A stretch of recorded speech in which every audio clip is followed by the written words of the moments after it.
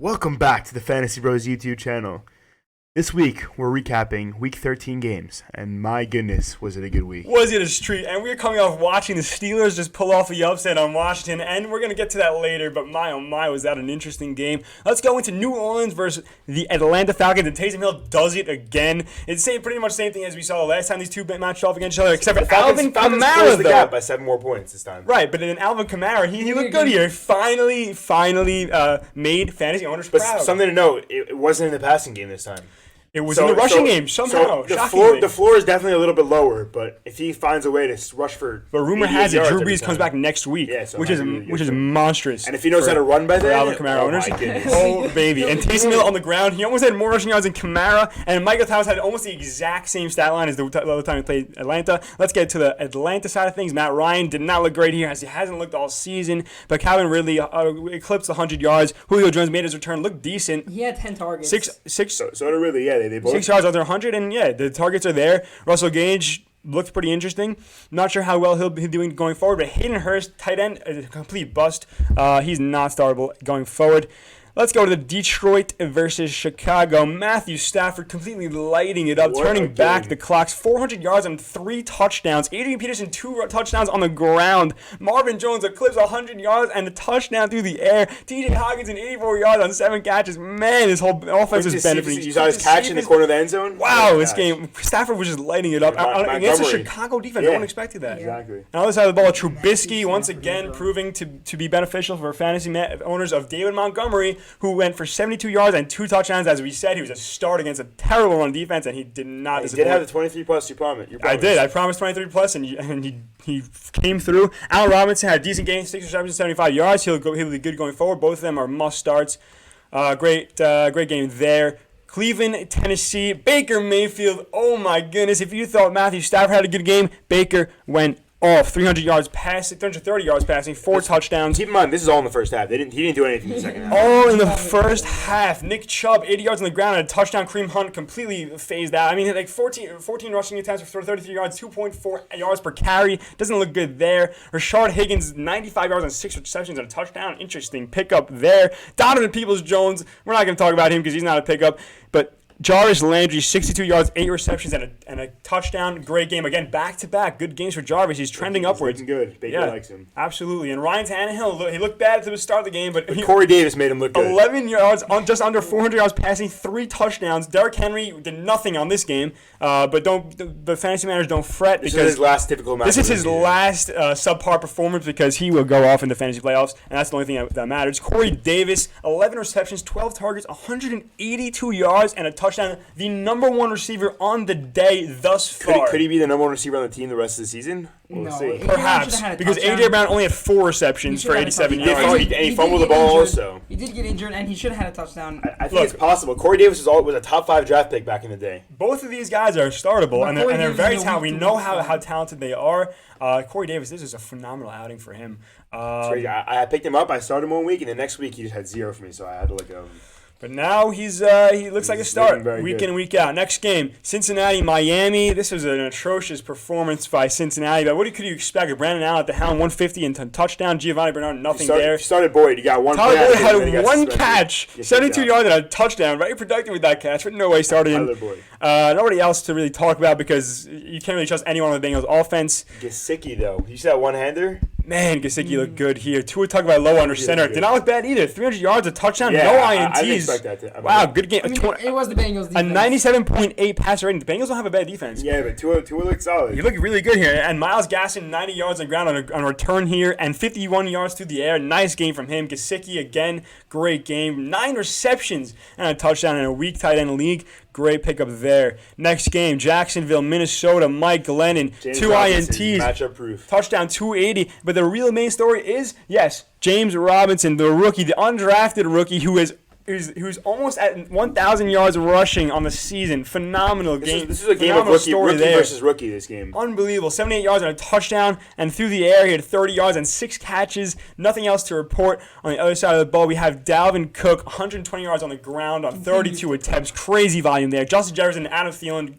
one of the best duos in the NFL with Justin Jefferson. Look for them to go off even more next week. They are looking really good. Carlton Davis going to shut down Justin Jefferson? I doubt it. Absolutely not. against the Tampa Bay, they're going to have to throw the ball a lot. Yep. A touchdown for both of them with Justin Jefferson benefiting more in the yards category. He looked really good Is Dalvin here. get shut out next week? Dalvin, I don't think he's getting shut out. I mean, we did see him get shut out against the Bears, but he's Dalvin. He's always going to be in the offense because of his passing ability, catching ability. So that's where his floor is. And Kirk Cousins, again, another 23-plus performance, as we said, to start him again.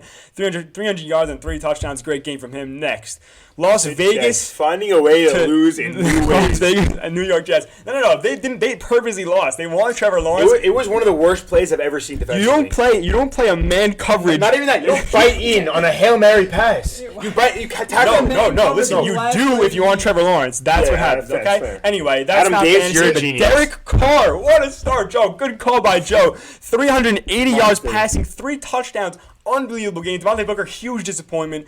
Josh Jacobs is immediately going to take his role. Darren Mother effing Waller, 13 receptions, 200 yards, and 2 touchdowns. He was our player of the week, player of the day. Sorry. And wow, Big Jugs Ruggs. What a game from him! What a game from him. Henry Ruggs that's a classic Ruggs stat line. 3 receptions, 4 yards, and a touchdown. And all of them came on one play. Aguilar had like nine targets, so he's a decent pickup too. The Jets fired their defense. Yeah, it's about time. But before Adam Gase, what is this? They have a better defense than the rest of their team. At this point, it's not looking good, but Trevor Lawrence may be around the corner, even though he's probably crying in his bedroom right now. Sam Darnold, 186 yards passing, 2 touchdowns through the air, and also a touchdown on the ground. Ty Johnson, 100 yards rushing on 22 attempts, and a touchdown. The Jets' best players are like on their practice squad. It's ridiculous. After Frank Gore goes down, Ty Johnson eclipses 100 yards and a touchdown. Great game from him. Is he a star going forward? I don't think so because their schedule is pretty bad. Crowder looks a lot better with Sam Darnold. Crowder, 2 touchdowns, 47 yards, and 5 receptions. Going forward, he's probably the only startable guy in the Jets. Yeah, but it's a little concerning. Even though it is concerning because they are the Jets, as we all know. Also, it was 2 touchdowns, so it was a lucky day. Next game, Phillip Rivers against Deshaun Watson. And Rivers, 285 yards. Jonathan Taylor, 13 yards rushing. 13 rushing attempts on 91 yards. Crazy. What is that? That's 7 yards per carry right there. Yeah, and he had a big breakout 39-yard touchdown catch on 4th down. He looked really good here. And Nyheim Hines also looked great as well. They both benefit. I mean, Nyheim Hines had a touchdown, correct? And he gets targeted. He had a touchdown. And in PPR formats, he's always startable. T.Y. Hilton, though, is a big story here. Is he? Do you pick up back-to-back great games? 8 receptions, 110 yards, and a touchdown. Those 8 receptions. Keep in mind, that's what sticks out to me. He's a playoff, not fantasy playoff, but a playoff in regular football monster. So hopefully he gets back in time. He might turn it up. I think he's worth a flyer for sure. Other side of the ball, Deshaun Watson without Will Fuller didn't look too bad. 340 yards passing. And Kiki QD picking up the slack. One of the main waiver pickups we had going into this week. 8 receptions, 140 yards. Wow, what a game from him. Was Brandon Cooks number 2? Brandon Cooks was not the number 2. He's the number 3, actually. Chad Hansen with 100 yards. Who the heck is that?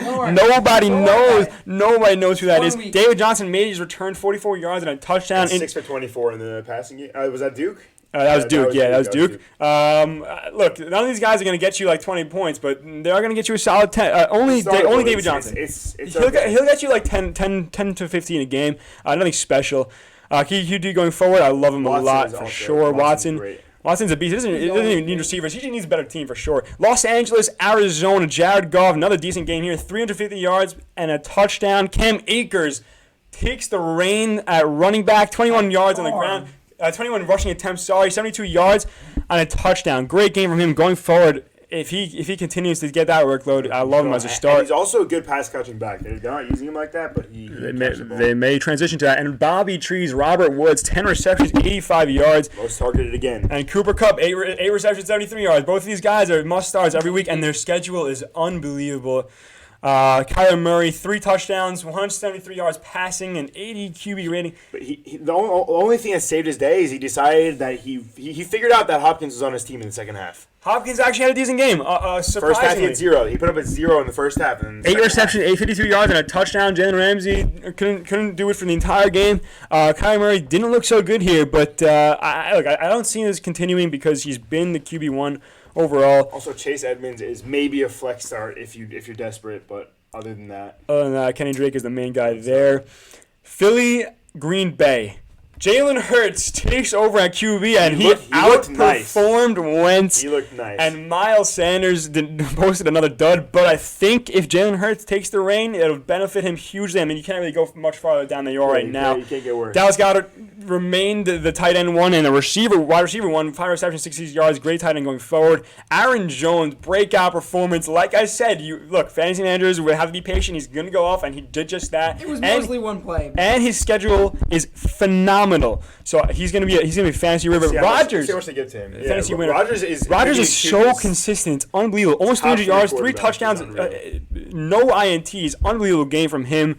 Devontae Adams, wide receiver one in all of fantasy, 10 receptions, 121 yards, and 2 touchdowns. He's almost the player one overall in fantasy. After missing 3 games. He's incredible. Missing 3 games, and he's still able to put up these numbers. Bobby Tonyan consistently getting a touchdown in the last 3 games, 4 receptions and 40 yards. He's a decent tight end start every week. Next game, Giants. He has as many touchdowns as Kelsey, by the way. No way. Yeah. That's crazy. You heard it here first, folks. Doing great. Giants, Seahawks. I'm a Giants fan. He's a Seahawks fan, so you know I'm loving this. Colt McCoy, only 100 yards passing. That's all that mattered because Wayne Gallman, 16 for 135. Wow. 8.4 yards per carry. Saquon's getting cut next season. Nobody in passing offense is notable here. But, wow, that's a shocking win. And Russell Wilson didn't look great at all. Chris Carson, 65 yards. And also a catch, like a 30-yard touchdown catch. He looked decent. Yeah. Only bright spot in this offense. And Brad did a great job on Metcalf. Only 80 yards on 5 receptions. Lockett, 6 for 63. Nothing special there. But, again, their must-starts week in, week out. New England versus Los Angeles. Cam Newton, 69 yards passing. And they put up 45 points. Look, if I told you Cam Newton threw for 69 yards. How many points do you think they would put up? 0. Jarrett Stidham almost had a perfect passer rating in this game. He threw 3 passes. Oh, my goodness. Wow, that's insanity. He had a better QB rating than Cam Newton. They won almost double. I think it was first shot at all season. Damian Harris, great game, 16 for 80 on the ground. Very productive with his carries. Nobody else on the offense. Myers has been dying, but he still has over 25% target share, but... But it's not saying much. But getting the ball from Cam Newton, it doesn't really mean like you're catching it. Look, Damiere Byrd could be the wide receiver one next week. We don't know. You don't want to be part of that offense. Jacoby Myers, I loved him. I don't know what happened to him. He fell off. Justin Herbert, bad game from him.